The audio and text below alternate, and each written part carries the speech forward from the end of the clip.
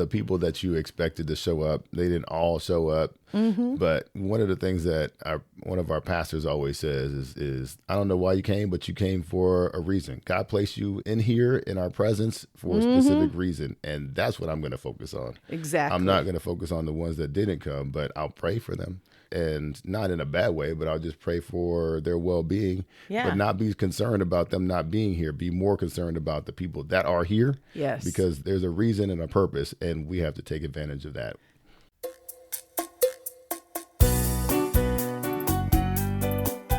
Hello, and welcome to a Purpose-Driven Marriage podcast.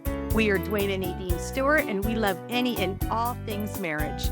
You've tuned into the right place if you're looking for actionable, practical tips to help you overcome real-life obstacles common to real relationships. We're here to help you strive for a marriage as God has designed it and not as the world has defined it. Because why settle for a good marriage when you can have a great one?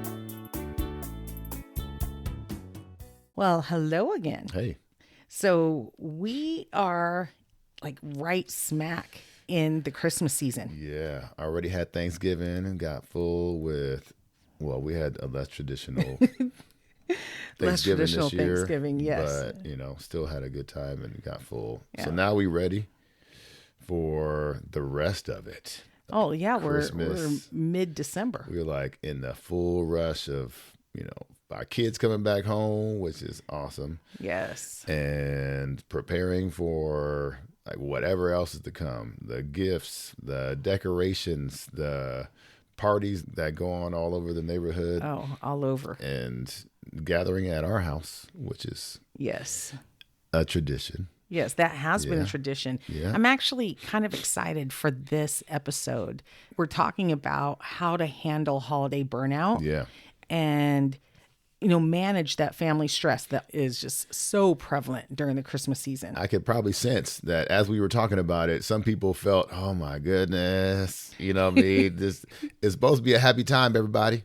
But sometimes it is a little stressful as we think about it. What am I going to get for this person? Oh man. And what happens? Like, what am I going to make when, we have our traditional dinner or whatever? And, there's ways to not be so stressed about it. We should be more joyous and happy than stressed. Well, I actually think that this happens to be a topic that you and I are experts in. Yeah. I didn't know. I don't think we're experts at anything, but I think we have done a pretty good job. Well, we're seasoned in it. Yeah. We're seasoned in it because it is something, we've had Christmas our whole lives, right? But as a married couple, because of the way that our families are structured. Yeah. So let me give you guys a little bit of a background. You already know, Duane and I have 6 kids. So our immediate family is already big. So we have 8 people in the family. And we just so happen to be that family that's, I guess, non-traditional in the sense that both sides of the family, so my parents and my siblings, his parents and his sister, and even like beyond that, like aunts, uncles, and everyone, cousins, they all get along. Yeah. Like we introduced them at like day one when he and I started dating and we knew that it was getting serious. We were still college students at the time. We began to integrate our families with one another. So because of that, in the last 30 years, our families have become family. Yeah. The expectation is that everybody's going to be together. Exactly. All throughout the entire Christmas season. Yeah. And it's okay. It's okay. We don't have a huge house, right? It's a big enough house because we do have 8 people in the house. So we have a 5-bedroom house. Bunch of rooms. But outside of that, we don't really have that much space. You know what I mean? So when your parents come and then my parents and then your sisters, you know what I mean? And then my sister and whoever else came. And their spouses. Yes, and their aunts. Spouses. Boy, and their children. Right. And then we even have like, the fiancés and now their parents like coming. Because all that's happening, by the way. Yeah. And so our families are very, very integrated with one another. So we don't have or we no longer have, I should say, because early in our relationship when we were dating, of course, we had where we would spend one holiday with one family and then the other holiday with the other family. So like Thanksgiving at your sister's house and then Christmas here. Yep. But as soon as we started having children, so as soon as our first child was born, Duane was like, look, traveling between families, California, Washington, it's just getting too hard. Yeah. And so we need to start trying to get our families together. Like they need to start coming to us because it's easier for them to come to us. Yeah, it's hard to ship 8 people over to somewhere. Just bring your 2 or 3 people here. Yeah, exactly. It's just hard. I mean, we definitely done it, and it's been fun because we've made it a vacation as well. Yes. Going to California. Yep, like last Christmas, we spent Christmas in California. Guys, you've got to imagine this. So we went and spent Christmas down in California at his childhood home, and with us. So we had his family, right, and then we also had like his aunts, his uncles, his cousins there. And then coming with me was my side of the family where we had my dad, we had my sisters, their families, their children, my aunt. I mean, everyone. Yeah, everybody in came. One house. Yeah. Spending Christmas together. Well, the reason why we did it is because we knew that it was going to be my mom's last Christmas at that house. At that house, yeah. But that's not unusual, though. Like, that's how we've had a lot of Christmases. Think about it. I mean, in the past. Yeah, because that doesn't normally happen. I mean, you see it in a whole lot of movies that people don't get along and you're like, oh, I'm not going to that place. I can't stand that person for more than 2 days or one day or whatever. But people were there. Like, your side of the family was there. And it was like we're all together. Like, we all got the same last name somehow. You know what I mean? And it was just really great. It was really great. And so that's been going on for 30 years. For the 30 years that Duane and I have been together, actually, I would say probably 25 years. Yeah. Because it wasn't happening when we were dating, but it definitely was happening from the time that we had gotten married. So we share that background just to say that we know a thing or two when it comes to preparing for the holidays, and especially more often than not, people come to our house. Yeah. More often than not, people come to Washington and we rotate between our house or one of my sister's houses. Yeah. It's the way that we've done it. Also, it's not that easy to host. You know what I mean? And so for people that wanted to have something at their house, it is much more difficult to host and it's more stressful. And I think people would much rather just say, okay, yeah, you do it. Yeah. You know what I mean? And you have no problem whatsoever. I'm saying you is us, really, because we all have to repair it in our own way. But it just comes easier for you. And to be honest, we really just love to have people at our house. We do. We love people. Yeah. We host things all the time, like events, gatherings. We absolutely love that. So with that being said, we have some tips for how people can handle that holiday burnout without burning out. I know. Right? So how do we get through Christmas and New Year without being stressed out? Without it being stressed out. And then you can't wait for it to be done. No, man, we've been waiting for this all year. Exactly. Milk it as much as we can. Exactly. So what is holiday burnout? I think it's that feeling of just exhaustion. Yeah. Stress, frustration that comes from like just juggling everything that comes with the holidays. Yeah, with it Christmas. starts with anxiety though, because you're exhausted because you're so you're anxious about what's to come, and then you're exhausted because of all the work that you have to put in place in order to get it all done. Yes. You know, preparing the food, making sure the house is in good condition, making sure that all the plans have been set and executed, right? So buying all the gifts for people. But you also talk about like when you're hosting, how hard it is, because when people are coming to you, especially if they're coming from other parts of the country or even if they're road tripping it, right? They're coming to you. So as a host or a hostess, you're thinking, oh gosh, these people are coming to our place. We need to make sure that we are meeting everyone's needs. Right. There's the family member that might like their pillows soft and the other one that prefers their pillows hard. They need to bring their own pillows. That's what they need to do. So Duane's not the one that prepares for family that comes to stay with us. That's on me. They got a blanket.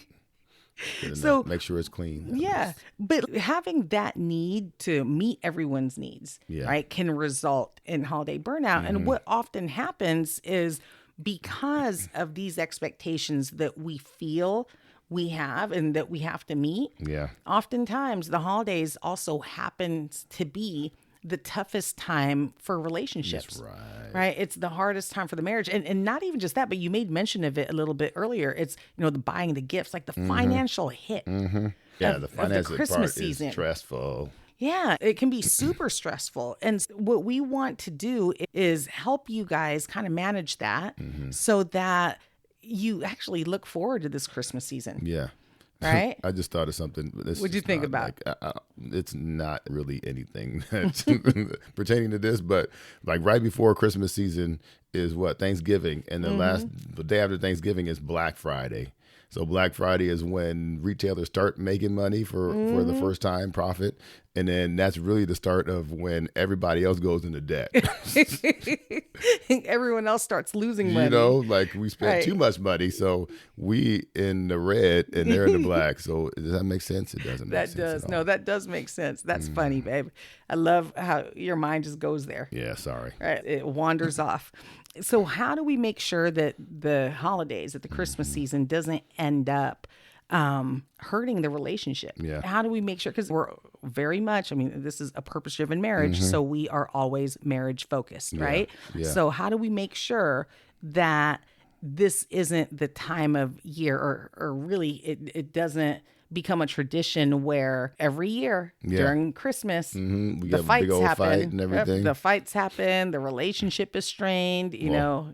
I think you got to prioritize each other during this The time. marriage. Yeah, you got to prioritize your marriage at this time. And really, as I'm thinking about it, it's like, let's just be real, right? As a husband, I don't have to do that much. You know what I mean? I don't have to really think about, who's coming. I'm just like, who's coming, right? Yeah. When they coming, okay, perfect. I'll pick them up from an airport while you're doing all the planning. Yes. And then you're doing all the cooking, and except for the macaroni, and then all the other stuff, right? So how can you support your spouse during this time to take a little bit off their plate? And what does that do? That creates oneness. That helps your significant other thinking, okay, he or she is thinking about me. They're trying to reduce the burden off of me. I appreciate that, right? Yes. And the love grows from that. Instead of being separated, you doing your thing, I'm doing my thing, and then we come together and things aren't the best. Yeah, being intentional about prioritizing each other, especially during that busy season, is so critically important. I remember a habit that I don't even know when we started it, but we tend to do it. And even with a house full of people, you and I will retreat to our bedroom and shut the door and hide. Yeah. Like Duane and I would do that. And it's just the two of us, and we stay hidden. We do it all the time. Yep, until someone finds us. Yeah. Right? Then the dog. The dog's usually the first to find us. In the beginning, it was some of our little kids. Now we don't have little kids anymore. Yeah, but they still come in. So the kids still find us. Yeah. And then we could hear one of our parents saying, "Where are they? Right. Where are Duane and Nadine?" Like, shh, quiet. Yeah. But we would go and retreat into our room like almost every night. A little reset, a little alone time. Yes, just talk about how dinner went, what's going on, and just really have 10 minutes, it's a little 20 huddle. minutes. It's a little huddle. It's like Exactly. It's a halftime meeting. Exactly. So if you have a bunch of people staying at your place, make sure that you don't forget or even neglect that time that the two of you guys spend together. Like make time for that, even if you have to go hide. Right? Like go into your bedroom and lock the door and then go into the closet. Yeah. So you've got like 2 layers of hiding. So we're not crying. We're not shivering in fear. Yes. But we are getting together to reconnect. Exactly. To make sure that everything's good with each other. You good? I'm good. Okay, perfect. Yep. How you feeling? Yeah, you feeling all right? Perfect. That's Yep. good. What else do we need to do? And then let's go. Yeah, and this is actually a pro tip for those of you with young children. If you feel like you can't ever get away, this is something that Duane and I used to do. So we would schedule for family members to come a little bit earlier because they're traveling from a long ways. So they don't want to come just for 1 or 2 days. So they would usually stay here for like a week or so. And so during that week, Duane and I would plan an overnight somewhere. Yeah. Yeah, because we've got built-in babysitters. And they love taking care of the kids. Let's watch the kids. Okay, perfect. I'll be back. Yeah, so Duane and I would we would travel up to, like, we went to Vancouver, British Columbia. It was just a road trip for us. And so we stayed the weekend there, or we'd go and check into a hotel. Yeah. And the kids would stay here with the grandparents. Yep.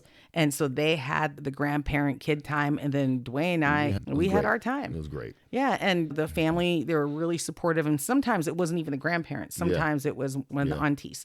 But we always made sure, or we learned through the years, that our marriage is the foundation, really, of everything else working out the way that we need it to. If we're not working well, then everybody's going to notice it, number one, and nothing else is going to work out well. If you're stressed about, oh, I want this to be perfect, well, guess what? If your relationship is not working at the time, nothing else is going to work.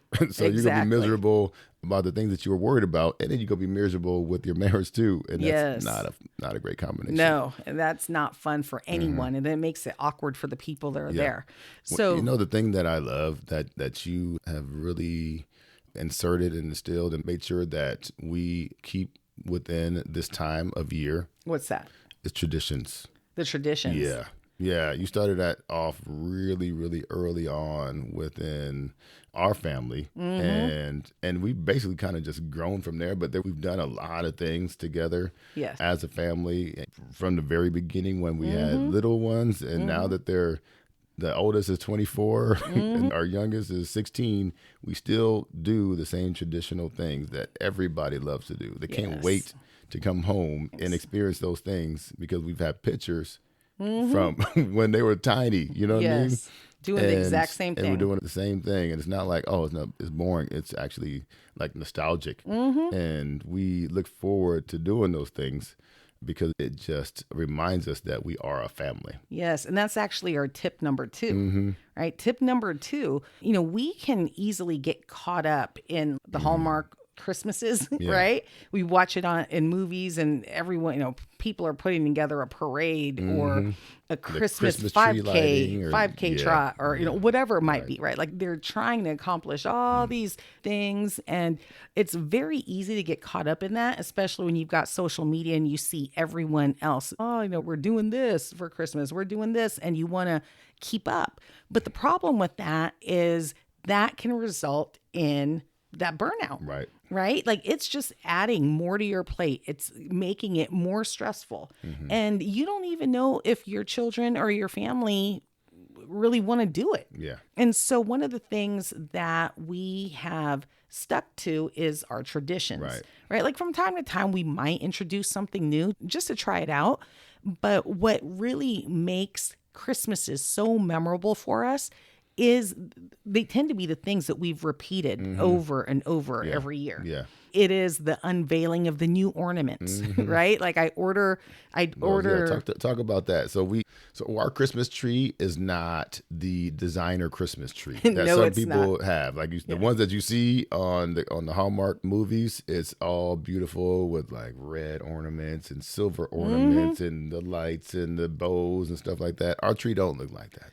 No, we have a beautiful tree. We have a beautiful tree, but it's geared towards family and not just a decorative part of the living room. Yeah. So we have momentous ornaments, ornaments that represent a period of time in our life. We have our first ornament that we had as husband and wife. That was our first Christmas together. Yes. We had, I've super glued that thing back together, I think, like 5 or 6 apart. times. Yeah. We have an ornament that signifies each one of our kids' first Christmas. We have like all these different graduations, and passing of our pets. Yeah, passing of our pets. Yeah, vacations that we've been of to. our families, some of our family members that have passed. Yeah, and vacations. So the other thing that you like to do is get an ornament everywhere we travel to. Yes. So we have ornaments from all over the world. all over the world. Yes. And each year we take that ornament and we add it. Yes. And we also add another ornament every year for the family. The family has an annual ornament that you order from wherever. Yes. You order from wherever, and it has all of our names on it. It has the year, and so it's just another thing to remember. I had fun with that during 2020 with COVID. For sure. We had. My goodness. I went a little bit overboard. I think we had 2 or 3 of them at least. Yeah, at least. Yeah. At least. Yes, that was fun. One of them was us with masks on, I think. Yes. Oh gosh, that's like, it's funny to see it when you're looking at the ornament, but it wasn't that fun. Yes. Anyway, we'll move on. Yeah, but the whole point is we recommend sticking to, well, first of all, creating traditions and then sticking with them. That's right. And because those traditions that you do every year, right? It's something that's been tried and true. Mm-hmm. You've done it year after year. It becomes easier. Right. Even the children, you have conditioned them to look forward to these same traditions. They know, hey, when we plan to go to Snowflake Lane, we go there, then we go out to dinner afterwards. Like the kids, now our kids that are away at college, they text us and they're like, Mom, when are we going to Snowflake Lane? I need to know. So I've got that on the calendar. But everybody looks forward to that. We go to Snowflake Lane. We get all the candies and all those different things. And then we get a reservation to go eat dinner somewhere. Yeah. And we go eat dinner as a family. That's what we do every single time. Exactly. And even at Christmas, the types of food that we serve, that's a tradition for us. So we always have the traditional Christmas food that everyone else has, but then we incorporate cultural components to it. And we could pretty much guarantee the types of dishes that we're going to enjoy. And it works, right? We're not stressed. We're not wondering, oh, does Aunt Sally, like this dish? Well, Aunt Sally's been eating that same thing the last 25 Christmases. Right? It's okay. Yeah. And usually if we're going to incorporate something new, it's one of the young folks that are now starting to contribute to the Christmas table. Yeah. Right. And so we try to streamline it by sticking and focusing on the traditions, because at the end of the day, those are the things that are memorable. Those are the things that our kids take with us as they grow up, they leave the home.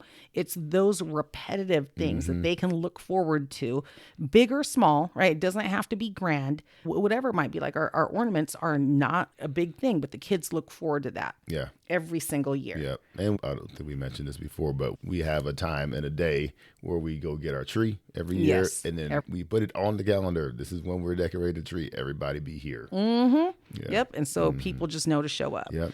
And so we've got the first 2 is prioritizing your marriage. Yeah. Number 2, focusing on traditions. Like, don't overwhelm yourself with everything else that you see on social media or on TV shows and try to replicate that. Like, don't worry about that because that is do your own thing. Yeah, those don't really matter as much in the grand scheme of things. Yeah. And so number 3, managing expectations together.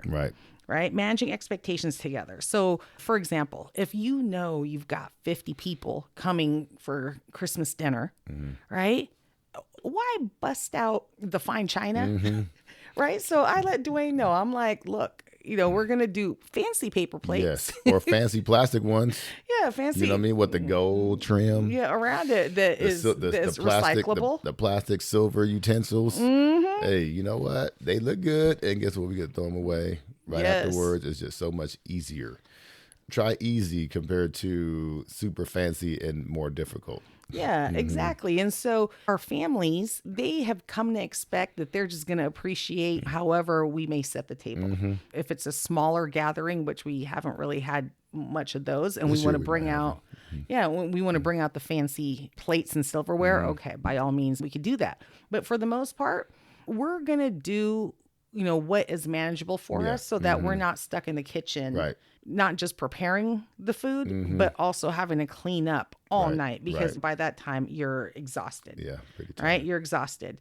And then the other thing about managing expectations is really focus on the people who show up and not those who are not there. Yeah. Because this is a big deal in a lot of families, right? Yeah. Like we get our feelings hurt because we put in a lot of effort into putting the dinners, whatever events, the brunches together. And all of a sudden you have the people that you expected to show up. They didn't all show up. But one of the things that one of our pastors always says is, I don't know why you came, but you came for a reason. God placed you in here in our presence for a specific reason. And that's what I'm going to focus on. Exactly. I'm not going to focus on the ones that didn't come, but I'll pray for them.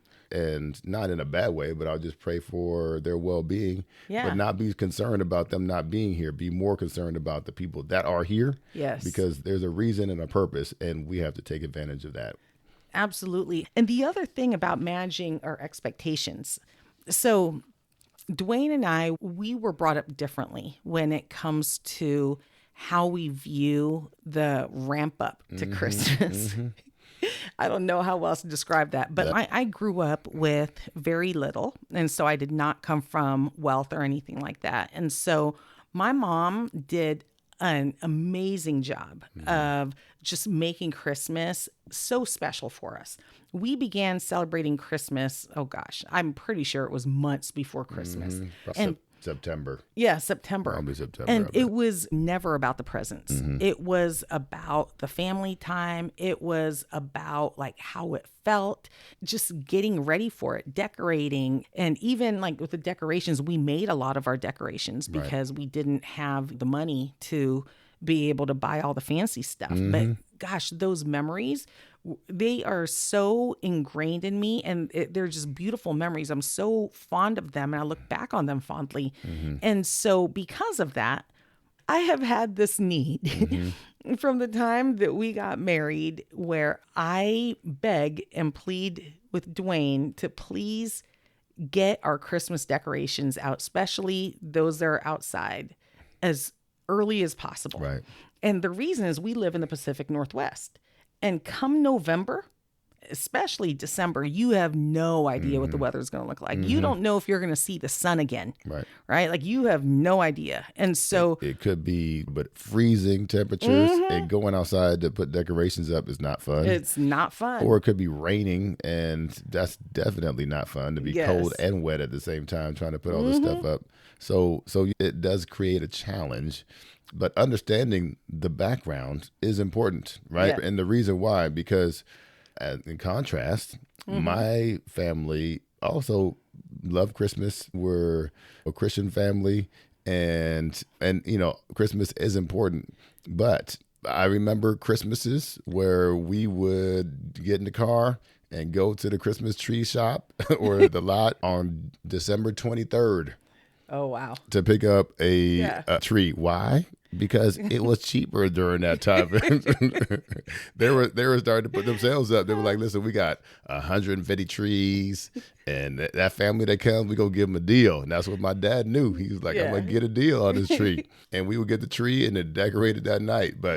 And then we put the lights up also. That's what they do during in movies. that time. I was like, man, I mean, I guess that's cool. It's all right. We just throw the lights up on Christmas Eve. And so it wasn't really that big of a deal because I was so used to just whenever we're celebrating Christmas the whole time, the decorations don't matter that much. So as our relationship develops and I start to hear you talk about like the day before Thanksgiving, what? Like Thanksgiving, we still like, where are we thinking about Christmas during Thanksgiving? This makes zero sense to me. Why is it such a big deal for you?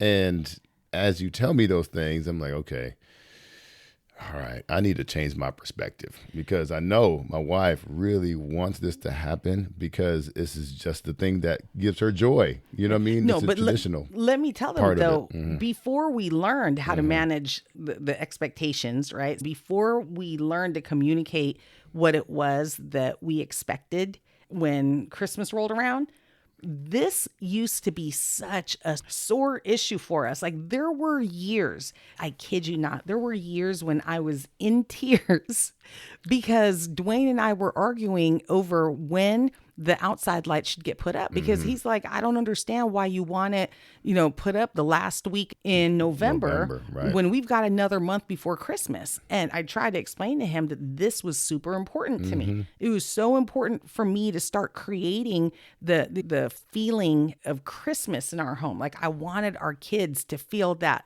the whole month and then some. But he didn't understand in the beginning. And so he would put it off. Then, of course, it'd start raining. Then it's freezing rain. And then, of course, I don't want him out there when it's raining. And then he looks all pitiful. Yeah. You know? And then when you finally go out there and it's freezing or whatever, now you're kind of like angry. Yeah, exactly. And not really feeling the Christmas joy. No. And then, my wife will come out there with some hot cocoa. I'm like, I don't want no dang hot cocoa. Like, I want to be inside. It's like, it's cold out here. Yeah. It's cold out here. But the reason why we even bring this up is it's very, very important for us together as a couple to understand what the expectations are and the background, the reasons why we feel the way we feel about certain things. And traditions are important, but you also have to understand why those traditions are important.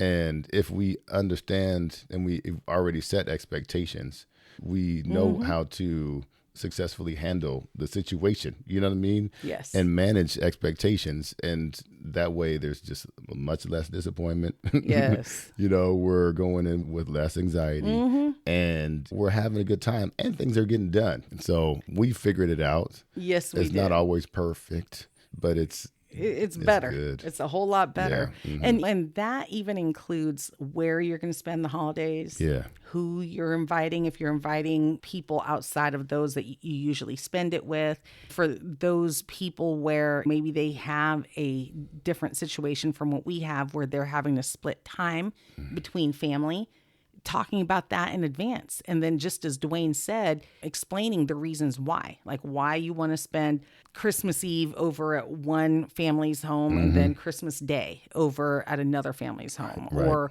or why Christmas here with one family this year and next year will be the other family, right? Like just managing those types of expectations is going to help eliminate a lot of unnecessary fighting, a lot of unnecessary disappointment, and just really allow you guys to enjoy the holidays. Yeah. Right. And falling under the managing expectations umbrella, I think managing expectations of how much to spend, or do we really need to go broke and in debt for Christmas? We do not. Right. One of the things that we did, and I guess this could fall under tip number 2, focusing on traditions and also managing expectations for us, because one of the things that we incorporated with having such a big family is eliminating the need to buy every single person a present. Right. And maybe this is something that you guys can try, but we draw names. We do Secret Santa, and then we put a price limit. Right. Right. Because again, we have a huge family. Yeah. And so we can. And so it's not for our kids because we give all of our kids gifts. Yes. Right. But we're talking about extended family. Yes. Right? When it comes to the grandparents, the aunts and uncles, and everyone else. Because, I mean, there's a lot of people and you could go and give gifts to everyone and still a lot of our family members still do that. They still do that. They don't follow the rules. They don't follow the rules. It's fine.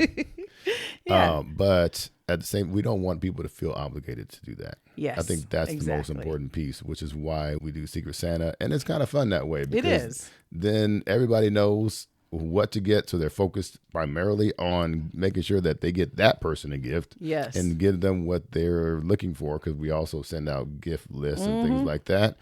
And it's been great. Oh, you know, yes. people have been very, very happy and they know that they're going to get what they're hoping to get, you know what I mean? And it led to a much less stressful Christmas time for our entire family. Yeah. Yes. But even thinking about the finances, I think that budgeting is important, right? I mean, if we really start thinking about, all right, well, how much money do we have to spend for all these gifts? Okay, cool. Right? If we have this amount, whatever that amount is, let's see if we can figure out how to split that up and make sure that we're able to get everybody their gifts without stressing each other out. Yeah. Right? Because if we have a budget, we've already allotted that money for Christmas, then you're not really concerned because all we're doing is abiding by the budget. We're buying the gifts, which is what we're expecting to do. We're not going over that budget. And we know that if we stay within those boundaries, that everything's going to be good. Yeah. And what's important is that you're in agreement. Yeah. You're in agreement on what that budget should be. Yeah. And piggybacking on the Secret Santa thing, for those families with a lot of cousins, we do that same thing for the kids. Yeah. And so rather than the kids trying to buy gifts for each other, and there's so many of them, they also draw names. And so we have two separate Secret Santas. We have Adults and the the kids. adults, and then we have the kid version. And so they have so much fun with that. I agree. It is fun. And it's actually kind of cool to see the kids, because they are primarily focused on that, but it's their responsibility. You know what I mean? It's not like, oh, Mom, go get me this for them. No, they actually go out and do it. And it's fun to see them understand what it feels like to give somebody a gift that they're truly anticipating, just like seeing what their reactions are. And they're proud of themselves because we're like, yeah, you know, I did that. I was being thoughtful. It wasn't a gift card, which is a whole nother thing. Yes. We're not going to talk about that. We won't talk about that. It was really thoughtful. And it's kind of cool. It's kind of cool to see all the kids and cousins interact and stuff like that. Yes. And then really the last piece, I think, that's really important to remember is why in the world are we celebrating this thing in the first place? This should actually be number one. It should be. But we saved the best for last. Yeah, I mean, it's not like last and the least is actually just the last thing we're talking about, but it is the most important piece. Yes. And just remembering the reason why we celebrate Christmas, right? We're not a happy holidays couple. We're a Merry Christmas couple. Yes. And the reason for Christmas is because that's when we celebrate Jesus' birth. And of course, it is definitely a time where we all get together. It's a time where we exchange gifts. It's a time where all those different things happen. But we have to remember that Jesus comes first. People say Jesus is the reason for the season. Well, it's true, yes, right? It is. And so how do we celebrate that? And so we definitely go through the Advent calendar and the lead up from when Mary and Joseph were pregnant all the way up until the birth of Jesus. And so that's been a tradition. And then actually Christmas Day, we read through scripture and kind of talk through Jesus's birth and all that stuff before the gifts. Yes. Now, in the beginning, you can imagine that, you know, the kids are sitting in front of like a big old tower of gifts and Dad's like, okay, kids, let's sit around, forget about the gifts for a little bit and let's talk about Jesus' birth. And they were like, no, I want to open these gifts. I'm like, well, this is what you need to do. But it's really, really important to kind of set expectations and help people to understand, hey, this is the reason I want you to focus on the Lord first and primarily before we start thinking about ourselves. You really did a good job of wrapping that up, Duane. Like, I don't think you could have ended. Said it any different Yep, than that. said it any better than that, because remembering what the true meaning of this season is and keeping that into perspective, I think helps in preventing that burnout, preventing that stress, right? Yeah. Because then it's not about all the things that we're doing, all the things that we need to make perfect, all that, but really focusing on the fact that Jesus was sent here as a baby. Yeah. Right? Yeah. Save us. Yeah, to save us. Yeah. He is the savior of the world. And that is what we really need to focus on. And so I love that. Yeah. So right now, as we're listening to this episode, you can still join our Christmas Spark Challenge, I think is what it's called. We'll put it in the show notes. But what we're doing is it's called the 12 Days of Christmas Spark Challenge. You will receive a prompt every single day to incorporate fun into your relationship, into your marriage, so that you're not bogged down with all the little details and the to-dos and the task list and all that, but just focusing on the marriage and just really prioritizing each other during this busy season. So if you want to do that, it's not too late. We're going to go all the way through until the 23rd of December. Yeah. So just take a look down in the show notes and join us. And again, if you have not had a chance to review our podcast yet, we would love your reviews. And also, please share us with other people who you think would benefit. Would like to learn different ways they too could have a purpose-driven marriage. All right, we'll see you guys next week. All right.